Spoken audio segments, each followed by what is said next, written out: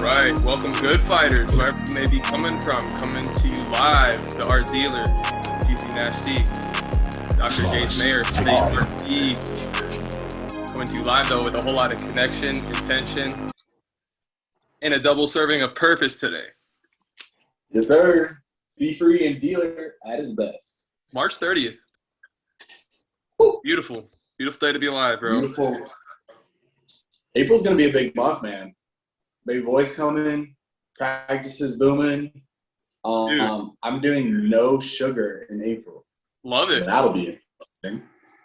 So by the time baby boy's born, I might need you to keep me accountable for that. The stress level I'm going to be wanting some cravings and stuff. But I got some gnocchi in last night, so that was fire. Had to get that last pasta hit in, beforehand. Totally. Potato gluten-free gnocchi, that is, I guess. So you're going no added sugars. No added sugars, but then also pretty much no sugars. Also, like fruit, starch vegetables, root vegetables. Pretty hardcore. It's pretty much straight veggies. Avocados, chickpeas are one though that I'll indulge in. And yeah. Trying to take it to the next level for April, Need that mental clarity as much as possible. So I can't be lagging behind. Oh man, takes that discipline itself, right? Like we talked about. That's true. And in the meantime, I'm doing the 2,000 burpee challenge, which, by the way, kicked my butt the first 3 days. Yeah, but you're coming back around, right? Oh, we're coming back around. I got adjusted yesterday. I was feeling fantastic. Hell yeah. And this morning, feeling really good too. Not like a soreness, pumping it up. So very nice, bro. If you need a kick in the pants, good fighters, 2,000 burpees in a week. Actually, Tyler Pritchard, give him a quick shout out because we'll have him on the show later. But we're probably going to hit that 2,100. Take it a little up a notch, Extra innings, overtime, whatever you need. You need to get that, have that stamina. If we do overtime in private, then practice ain't gonna be nothing, At least that's the mentality. All right, Dr. Nash, what you got for us today? So you see Nash T dealing it out with the topic. What I've been I've talked about it before, but I've been reading 12 Rules of Life by Jordan Peterson, and honestly, this is a book I would literally recommend to anybody. I really think if not just Kairos, any good fighters, literally anybody. If everybody were to read this book, I think they would have some sort of takeaway from it that would be beneficial not to just them, but to the people around them. And so the chapter I was going through probably last week was chapter 8, which is tell the truth or at least don't lie. So that concept in itself, it sounds easy, but there's so much more to it than just literally the face value of telling the truth to somebody who asks you your opinion on what their shoes look like. You know what I mean? So yeah. There's a few sub chapters in there, and there's a couple of things I wanted to pull from there. So one of the sub chapters was manipulate the world. So in it, Dr. Peterson, he talks about commission occurs when you do something you know to be wrong. A sin of omission occurs when you let something bad happen when you know you could do something to stop it. So yeah, that's something that at least for me, that was just like an instant thing that I read. I'm like, wow. In a way, I've just been in certain situations growing up, just through high school, college. Even before that, middle school, where you might see your friends doing something or somebody around you doing something that you probably know isn't right. And in a way, you kind of have a decision to make on whether or not you want to speak up and say something, which in turn leads to conflict. And in a lot of ways, I feel like a lot of people are trained and programmed not to handle conflict very well, right? It's always a bad thing. So, especially in the Midwest here. yeah. And people really want to respect people around them, which I love that. That's one of the things I love about the Midwest. But when it comes to telling the truth, and especially with you see something going on that you truly believe that your truth isn't right, it's a sin to, I mean, it's like being an accomplice to like a, like a robbery. I know that's a bit of a stretch, but like, just because you didn't steal the money, you were driving the car, you knew it was going to happen the day before. Like, you're an accomplice to you're an accessory to the crime, right? And I think too with that though, it's not just an external presence thing. You talk about the internal aspect as well. If you are lying to yourself, cheating to yourself in a sin of commission or omission, that still has an impact. Because, I think a lot of times we maybe only focus on the external aspect of it, but the internal is even just as much of a battle for yourself too. Yeah, you weaken your character, right? Just by being untrue to your core belief system. That authenticity that we were talking about a little bit back, I mean, that meter, right? Or that compass that's telling you like what your north is. And it's like you go against that. In a way, that's something that just like you end up being lost, right? You're just kind of, you have no direction. Right. And you don't have direction, like life's pretty empty. I had a conversation yesterday with some people in the practice, and one thing we were talking about is some of our friend groups, and it's kind of hard sometimes, especially for people who actually in our age group who are driven and have goals, and we have certain lifestyle things that we live by that makes it hard for us to make friends sometimes with people in our age group. Because I mean, maybe I'm just speaking with some people that I've been around, but and I don't mean this in a way that I don't have love for people that have this, but it's just like, you got to be able to kind of protect your energy and like surround yourself with people who have same mindset and goals that you do. And I'm not just working for, I'm not working at all. I love what I do, and to just live for Friday, Saturday, two out of 7 days out of the week, that leaves a lot of emptiness on those other 5 days. You know what I mean? And I just think that's something that's pretty prevalent with, anybody from like 22 to 30 something, it's just, it's hard. It's hard finding those people, like depending on where you're at, and making new friends sometimes can be pretty difficult too. If you move to a new area.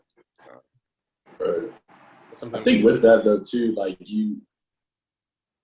and like you said, it's not out of a place that's not of love. We do kind of have a higher responsibility threshold too than just your average 9 to 5. Like it's different if you just go to your average 9 to 5 and you're with the people around your workspace and different things like that, where you don't. There's a responsibility to do your job, but it's also different for us, I think, as well, because we have to become like. Not only are we chiropractors where we're adjusting subbies all day, but also at the same time, there's an aspect of life coaching. There's an aspect of, portions of us that we give a lot of energy to our patients that require. Keep going. That require portions of it, man. Like there's all kinds of stuff that responsibility, I think, is just, what's the Peter Parker? What's the reference that his? Do you remember it? Wow. Guess I'm really not a. We should know this by heart, dude. We're '90s kids, man. I know, I should. Absolutely. Chantel, phone a friend. What's the Peter Parker reference? What about responsibility? With great power comes great responsibility. There it is. Phone a friend. Let's go. Hey. Wants to be a millionaire. We got a lot of power that we're trying to put out. So with that comes great responsibility that we need to maintain a level of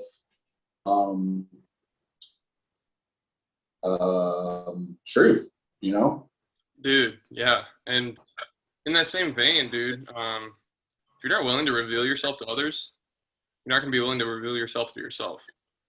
True. Yeah. Wow. That's key. Yeah, I mean, when you're going into even just like conversation that like you haven't had a conversation that's been as in depth before with somebody, you're gathering information. Like it is essentially kind of uncharted territory. Yeah. In a way, you're developing and you're developing yourself at the same time. You're finding more about yourself. The more you have these, they're not dangerous conversations, but they're conversations where you're being truthful. Right. You know what I mean? So, well, I think we're scared to do it a lot of times in society today, but I think people appreciate it way more because it is lacking. It's not as common to meet in today's environment. For sure. I mean, today's environment too is just built around, very PC, right? Like you don't want to offend other people and you don't want to hurt somebody's feelings. Neither do I. But just to that same extent, like you got to have a little, sticks and stones may break my bones. Words may never hurt me, right? That's something that you're taught from like day one in elementary school. Right. And there is a limit to that. I'm not saying that there isn't, but especially with like some things on the internet that aren't really even personally directed at you. I mean, I wholeheartedly believe that you should speak your mind, but to really get up in arms about some post that wasn't even directed at yourself, or to have, perceive that and like have your body have that stress response. Yeah. That's a problem. Yeah. And then it gets that chain of screaming. Yeah, right. You then get more irritated at people around you. Totally. 100%, man. So I've got a few other things in here, this book, that I kind of want to touch on. Tell me your thoughts on them. But so one of them is actually a Bible passage. So So it's from Mark 8:36. So, for what shall it profit a man if he gain the whole world and forfeit his soul? Right. What do you have to gain? What's left to gain if you're giving up things that you hold true to what is your compass of making who you are, or what you know is right and what's wrong, or what's truth and what's not, right? So, to give that up, man, there's not much left. It's just like taking away the essence of what makes you. Yeah. I think like we talked about before, there's so much of this aspect of getting what you want to gain in your lifetime, or giving certain things up that forfeit your soul, because we think we have like this false perception that it's going to benefit us more. That's what the thing we truly desire. Even when we talked about too, I don't remember if we talked about this on the podcast or just between you and me, but people almost desiring that matrix about it because they don't feel pain, they don't feel hurt, they don't feel these certain things that actually make us human and make life worth living. Totally. And so oftentimes we have that false sense of perception that we're willing to give up our soul to something that we think will benefit us more, but in the end run, it just compromise everything that we need to survive and thrive as human beings. Yeah. And it's sad and it's heartbreaking to see, like, but it's also hard at the same time. Like, we're not perfect. Like, you and me both, we have our own struggles and our own temptations that we get into that take us away from that aspect. But that's why we got to be connected with our innate as much as possible, so that we can keep away from that. And it makes the positives, it makes the wins, make the losses, tolerable, right? The positive to the negative, the light to the darkness. Talk about a lot of discipline of self, and with that, there's the counterbalance of that discipline that I feel like is equally as important to have those times where it really makes that discipline worth it. Yeah. Because, we're not always here for a long time, right? We're here for a good time, in the right way, Right. And I think that's... Andy Frisella talks about that a lot. About being here for a good time? Yeah, but not that directly, but more of like... like more of the love yourself type of train. And it's often misguided as like, oh, we're here for a good time, so just do whatever you want. Right. Or like, I love myself just the way I am, so I can eat Cheetos on the couch and not give two craps about whatever. But in order to have a good time, in order to love yourself truly, it takes that discipline. It takes work. It's not, you don't get fulfilled from not going on an adventure, you know? Totally. And to have that longevity, right? Like you aren't here for Yeah. a long time, but you can certainly make your stay have a lot better quality and for a lot longer time. Yeah. Yeah. Just based on decisions that you make every single day. It's not anything that happens like the flick of a light switch. Maybe it is mentally, like something finally clicks for me, and I hope it does. Because I certainly had that feeling before where it's like, wow, I feel like I've made a massive mental leap in just a very short time that I'm able to apply, and I'm able to kind of change my trajectory in a way. Yeah. Yeah. There's a quote that it reminds me of because as you know, I've been going through The Alchemist, which has been really cool to discuss. First of all, you definitely need to get that book. I know we talked about that before. I do.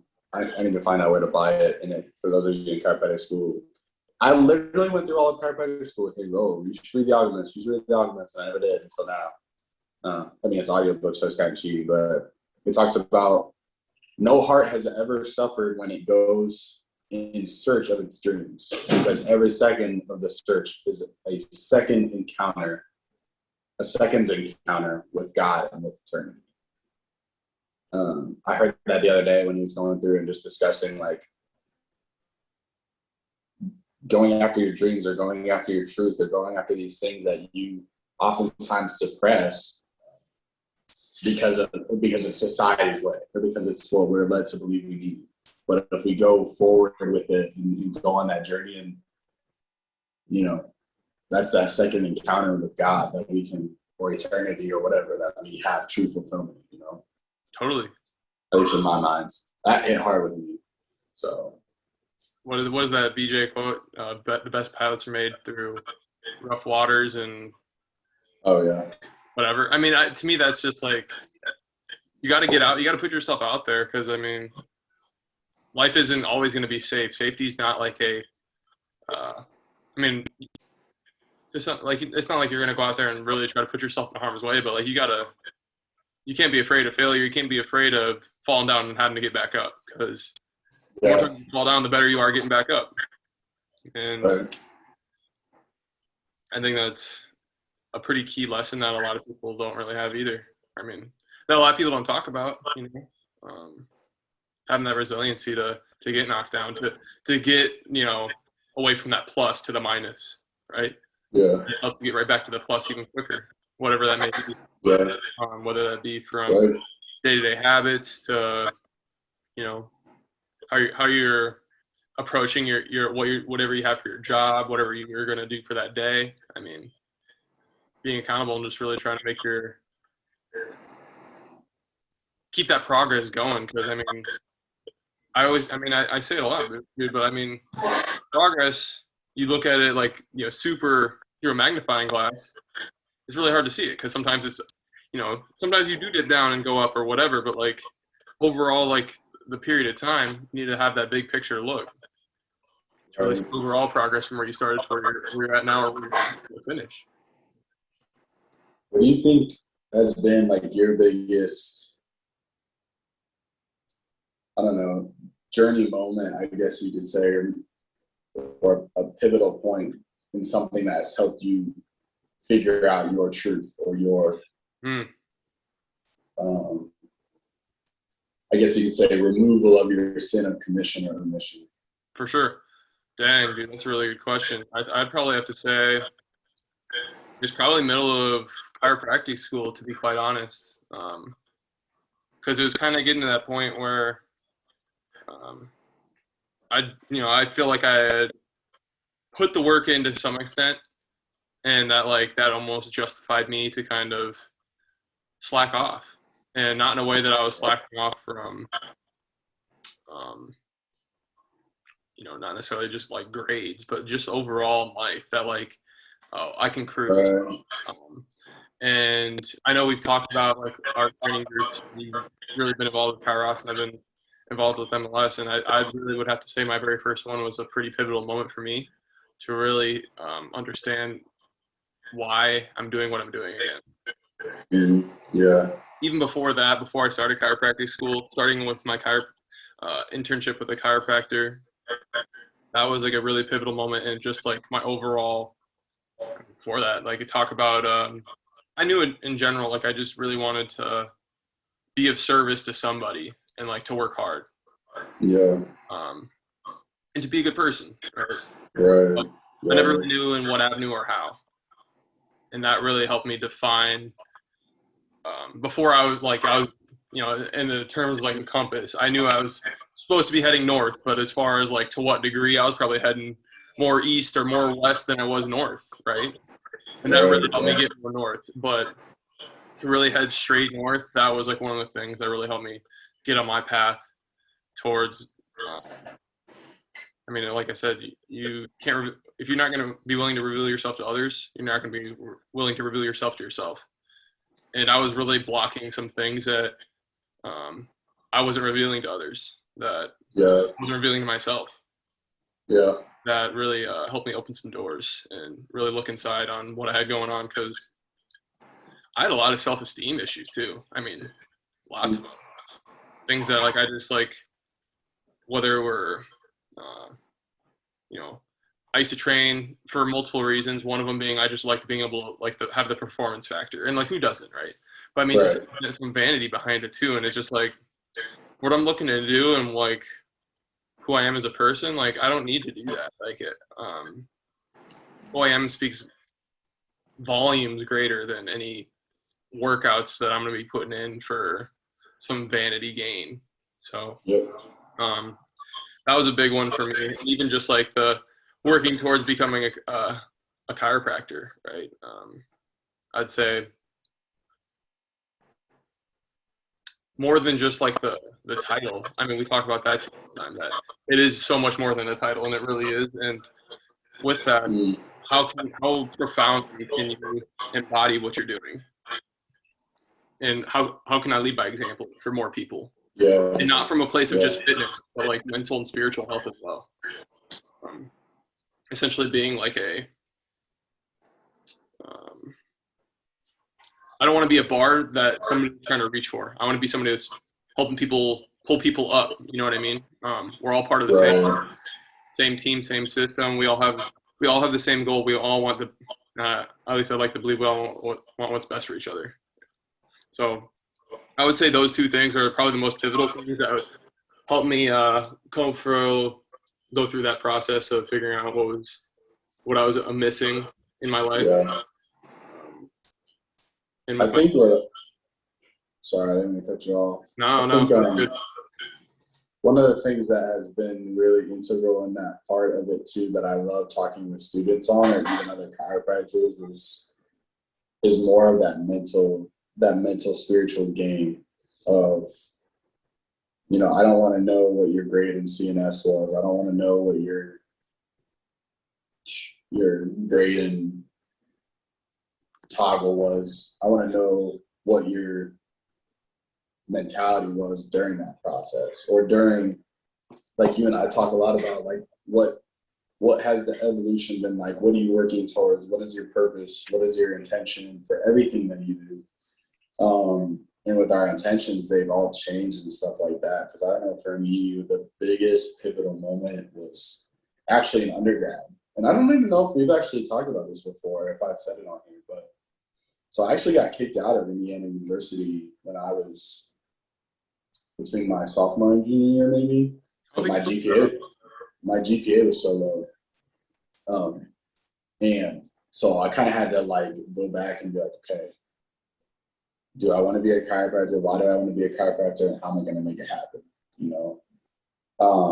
Because like you said, I was kind of in that neutral mode where I was just kind of like, I just did stuff. Like I didn't have any intention behind it necessarily. And so, I mean, like I fought my way back, and my GPA was so low. It was like at like a, I don't even know. It was probably, I think it was at like a 1.9, like not hot. And so I worked my way back into the school and then came to Palmer. And it was kind of that moment where like my intention was just different. Like I can literally pinpoint to that exact moment where my intention started being placed in whatever it was that I did or however I did it.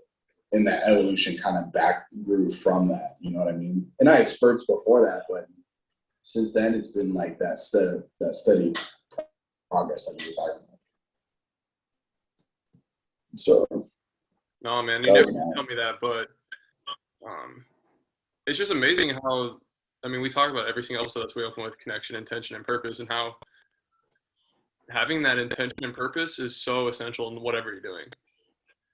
Yeah. Right? I mean, literally. It really was. Yeah.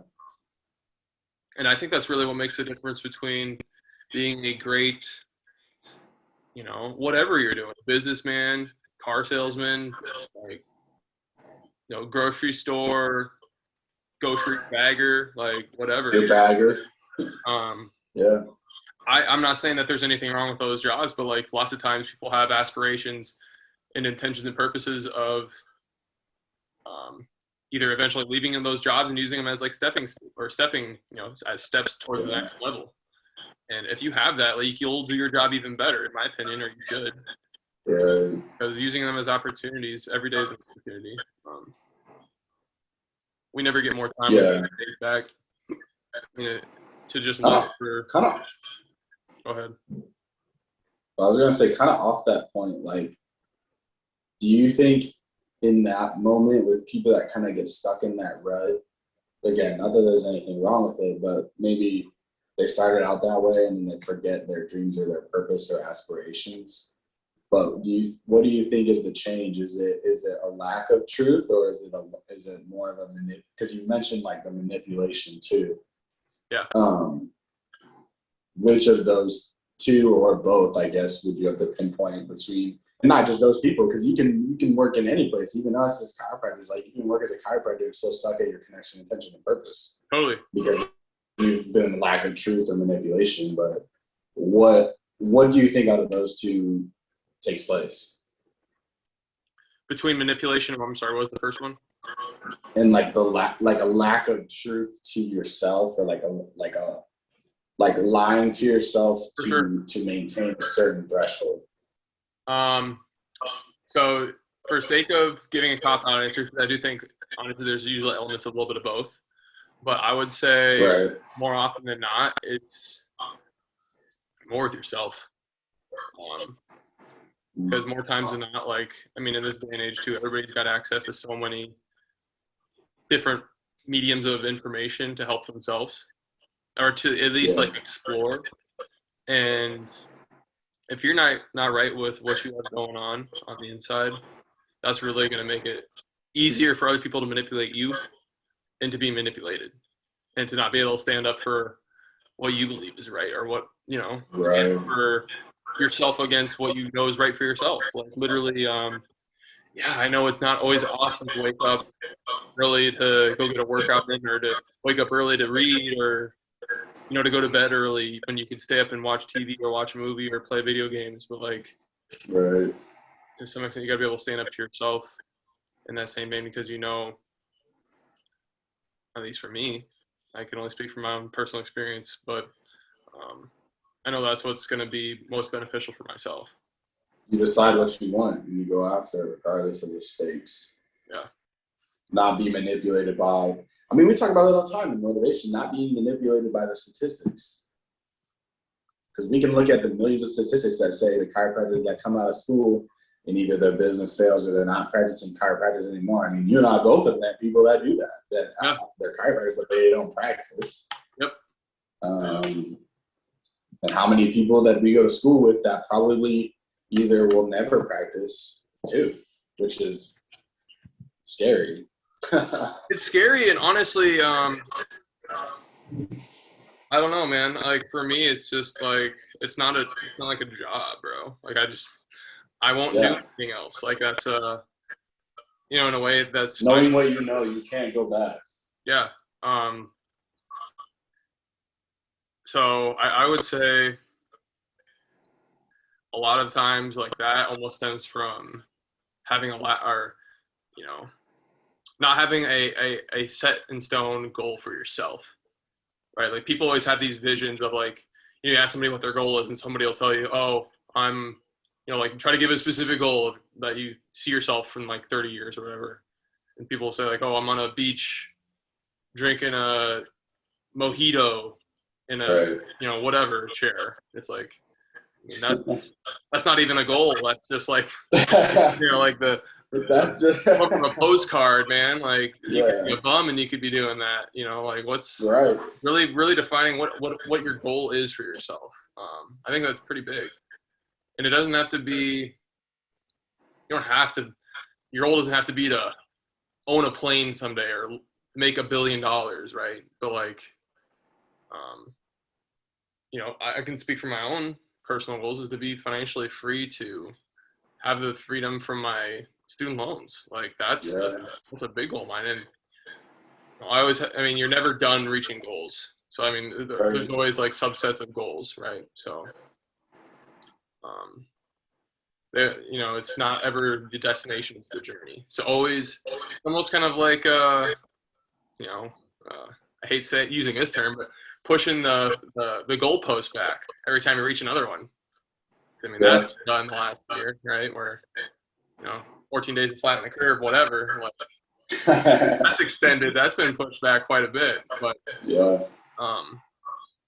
I would say like for that, like that's essential. Really having goals that are smart goals, and we learn those in school: specific, measurable, attainable, realistic, timetable.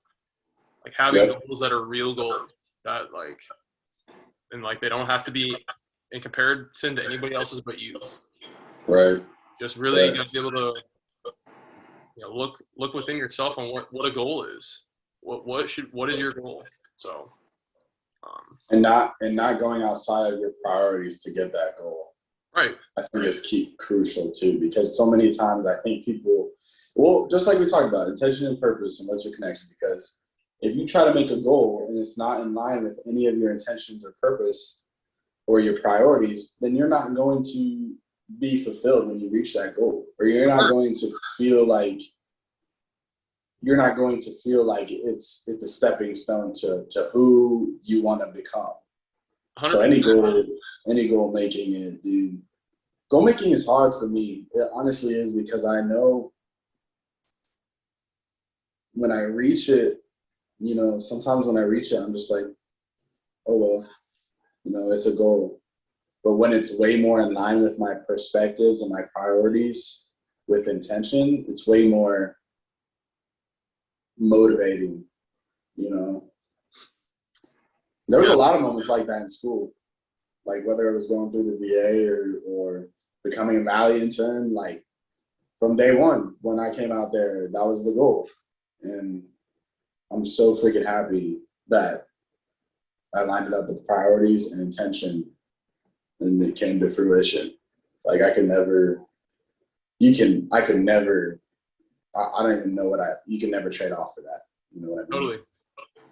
I say totally a lot, but I really do wholeheartedly agree with you, bro. It's an intentionally totally. In a way, it's proving to yourself that, you really can put things that you put your mind to, as long as it's your goal or whatever you really, truly have that intention and purpose towards achieving.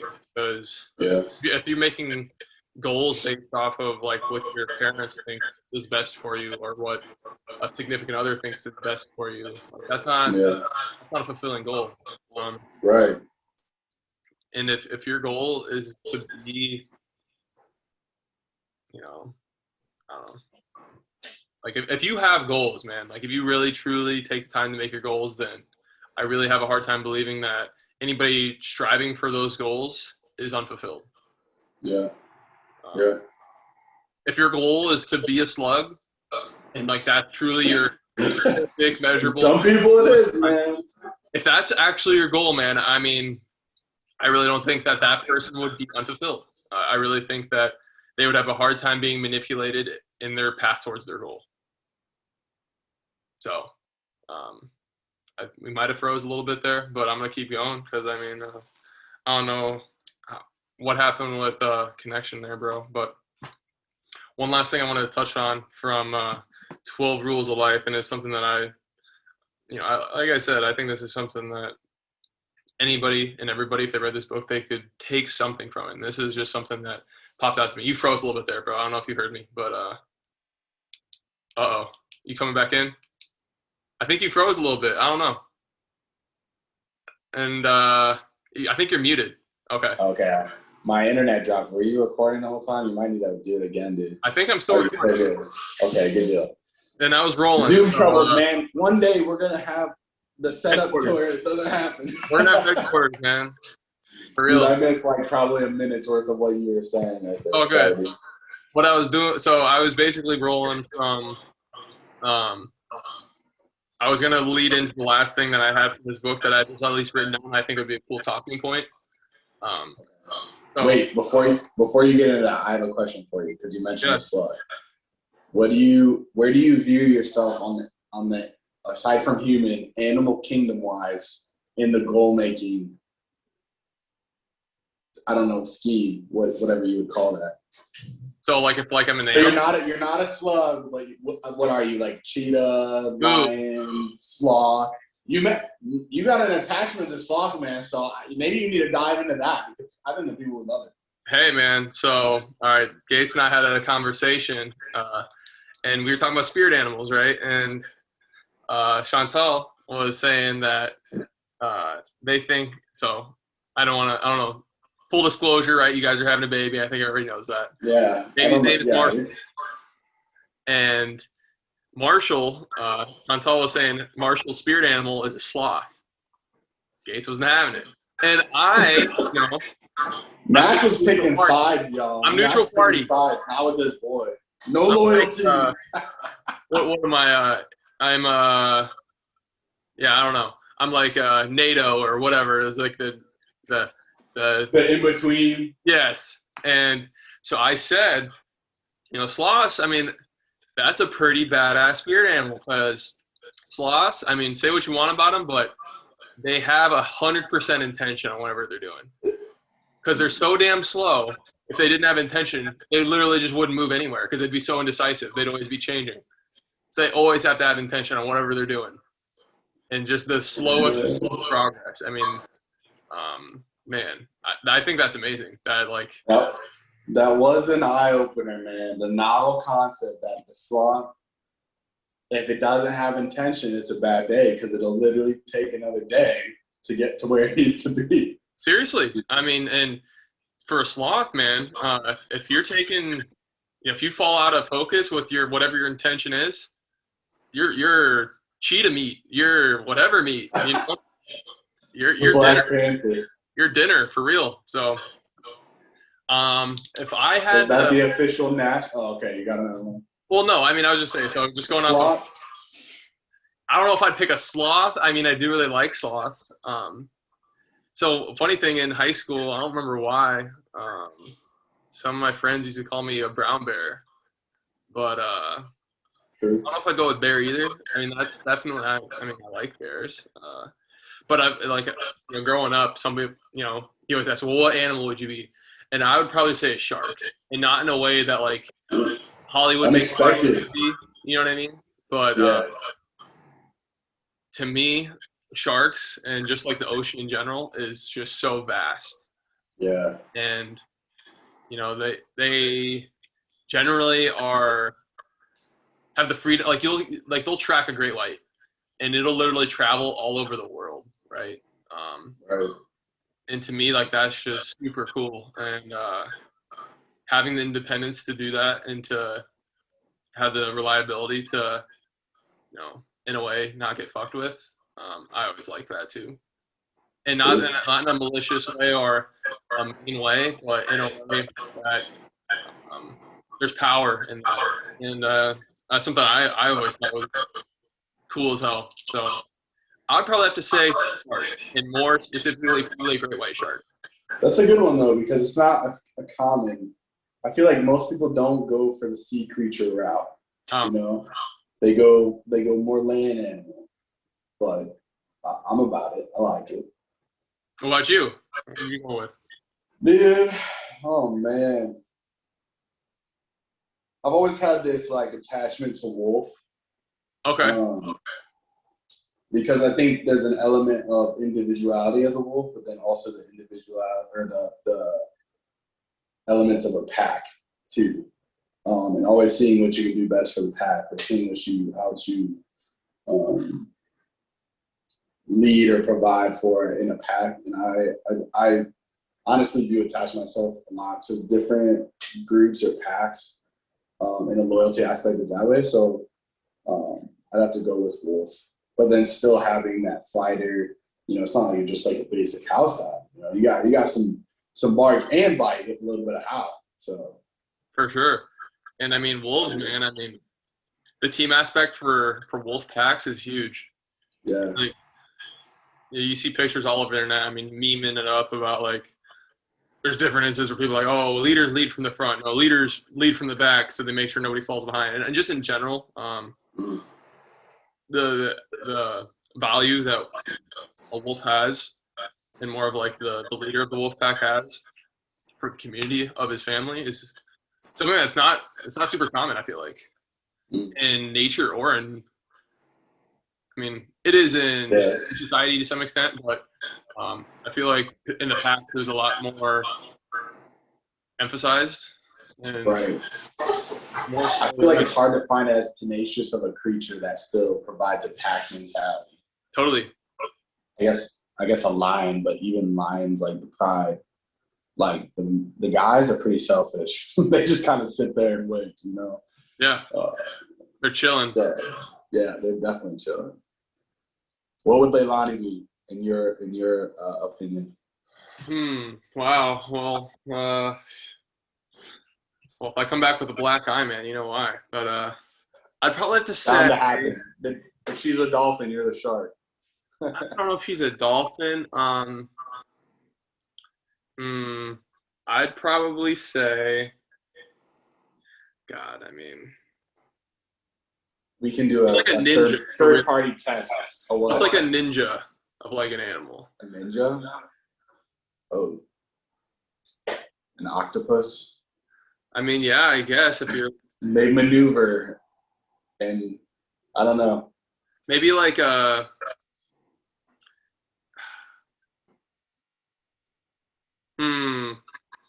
I mean, like a monkey, but like that's just like generic. You know what I mean? It's on record, Leilani. Yeah, it's on record. She's a monkey.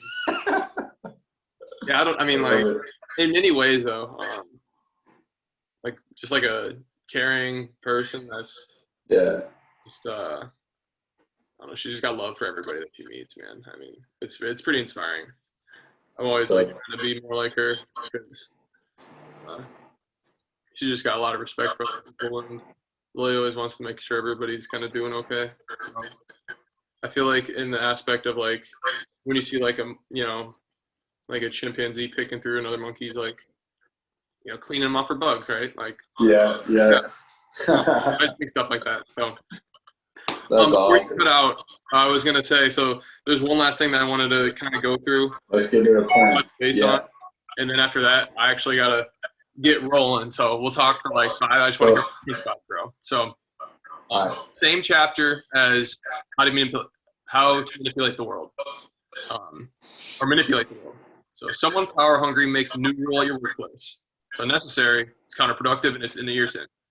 It removes some of the pleasure and meaning of your work, but you tell yourself it's all right. Not worth complaining about, and then it happens again. You've already trained yourself to allow such things by failing to react the first time. You're a little less courageous. Your opponent, unopposed, is a little bit stronger. The institution is a little bit more corrupt. So I really do think that that's something that, as good fighters, that we really are trying to do. And I'm not saying from a place of animosity, and I say that a lot, but it really is from a place of love for not just us, but our other, in this analogy, coworkers, and our future coworkers in this company. And this company happens to be Earth, right? Right. Coworkers are just other human beings who have rights and freedoms, and they have the right to know the truth. And one thing that's been manipulated right recently has been not just, news, but data. And manipulation of data puts people in this position where they don't really know what's up and what's down. Right. That's very wrong. I mean, go to any salesman or anybody that's going to sell you something and they're lying about what they're selling. Like, No go. no No go. fly zone. And as soon as you know it, you're done. Like, I'm done with that. And I feel like that's something that, thank God you and I have seen that. And so when we have these positions where we really don't, for anybody out there that wants a vaccine or wants, everybody get the vaccines, it's really from a place that we really care about everybody else and we respect everybody's decision is their own. And just like your health is your own decision, so should this. And Right. I don't know. I just think that a lot of times people are aware that they've been manipulated into certain decisions that are being made, and they don't understand that the data that they trust is wholeheartedly unbiased is not the case. Right. And there are people who know that, but they are not courageous enough to speak up about it. And they're just like, oh, well, it's not really bothering me, and I'll just kind of let it go. And it's a very slow. So it's never about you until it is. Yeah. It's never going to be in anything. That manipulation is huge. And as chiropractors, we don't ever manipulate, So we know we got to do what we got to do to adjust. I think it's crucial too that I love about chiropractic principles in general is never seeking to manipulate what we think we should do or what we think somebody else should do or their body or their presence or their innate. It's always seeking to remove any inhibition that's keeping that person from functioning at their optimal best and having all their senses and acuity be on point. So if you're a doctor or whatever it is that you do, or even if you're somebody that loves whatever, on whatever side of the spectrum you are you trying to manipulate or are you trying to, because even the other side too, like you can manipulate people to be anti-vaxxers, which isn't right also. Like, totally. You know that in general, no manipulation is better for the pack, and for this corporation we call Earth, like you said, like we have to step up. But I think part of that too is being confident and clear in who you are. Good fighters, you have to work on that discipline of self to be confident and clear who you are so that you are not manipulating somebody or desiring a, I guess you could say feedback from people that you're talking to just to gratify yourself. Fight the good fight by being who you are and speaking truth, not manipulating others to fill that void. We're all links in the same chain, right? So we're only as strong as our weakest link. What we really need to be doing is strengthening the other links in the chain, right? Really empowering people with what health is, not what lack of health is doing, right? Yeah. I mean, just literally quit thinking the darkness and really just focus on how to make the light, how to really make it shine brighter, and understand that that's really what health is. Speak the truth, always. Medicine manipulates enough. We don't need any more of other stuff. Yeah, I mean, not and beyond medicine, bro. Yeah, that's true. People who are, it just kind of comes from a place of greed that people, money talks, right? That people are really looking to get rich, and Krispy Kreme. A lot of people got richer at people's expense, and really at the expense of people's rights and freedoms. So I think that says a lot about people who have the money and the power. And you said something today that really just like resonated with me a ton, bro. Like, let's say you go into Target, right? And like they're requiring masks and they're requiring all this stuff, and like they have free vaccine shots or whatever. But they'll turn, but they didn't do anything to educate people more about like what these highest risk population of people have and what they can be doing to reduce their risk of being that high risk population. And then they'll turn right back around and sell just as much junk food, just as much soda, just as much alcohol. And even like cigarettes, man, like that shit is just insane to me. That like there's still a huge population of people who don't understand that. And some people don't want to understand that, but No. I think that there's a good margin of people who just truly don't understand the implications that are happening with their health. So yeah, it's sad, and that's why we need to keep fighting, keep pushing, keep, you know, not giving in, not refusing to be manipulated, and refusing to not trust in where we come from and who we are and who we're supposed to be. Not greedy, yeah. It blows my mind, man. But all these things, these corporations, at the very least, follow the money. Like, I don't care who you voted for or what you do or what you decide. Follow the money. You decide off of that. It's a pretty good picture most of the time. yeah. It's a big yikes for me. Art thief, ain't about it. Art dealer, also not about it. So yeah, good fighters. Hope y'all ain't about it. But if you are about it, we respect and love you all the same. Yeah. As long as you have good motivation and intention and purpose. And as always, let us know about about the fights you're putting in, the rounds you're putting in. Yes. We have a new Instagram page. So, IG, baby. IG. We're official. Hey, did we get the blue check mark yet? It's on the way. On the way. IG, Instagram is on the way. So hopefully, if we're putting stuff like some of our content on there, we might get flagged, man. I don't know. Maybe. I don't know. Yeah, I kind of want to.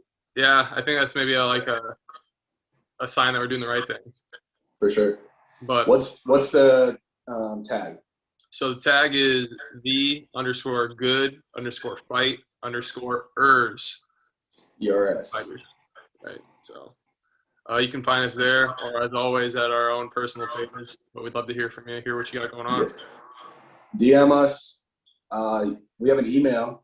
Are you putting an email up too? Yeah. So our email is. Email us your thoughts. THOTS. So as always. Email is 2, as in like the number, good.fight.ers. And when I say ers, it's ERS @gmail.com. Yes, sir. Also, show us some love for the work that Dr. Nash and Dr. Leilani did on our, I was going to call them mascots, but that's not what we need to figure out a name. Avatar. Our avatar. Show some love, y'all, because they're gold in my opinion. Also, if you want an avatar made up of who should the headshot be, let us know. If you guys have some ideas, I'd love to hear about them. For real. Because we got 3 on board right now, so we're gonna need some more. We got our own ideas, obviously, but we need some more after this too. Yeah. We're all part of the same collective mind, man. So yes, sir. Yes, sir. All right. With that being said, good fighters. We got DC Nash T, Gaysmare DC. Give us a follow. We love y'all with the same connection, intention, and purpose as always. Art thief and art dealer out. Choose your destiny.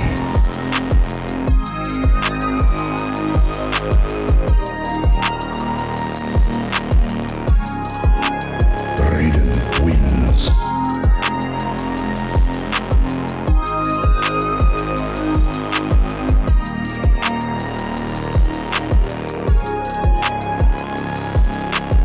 Flawless.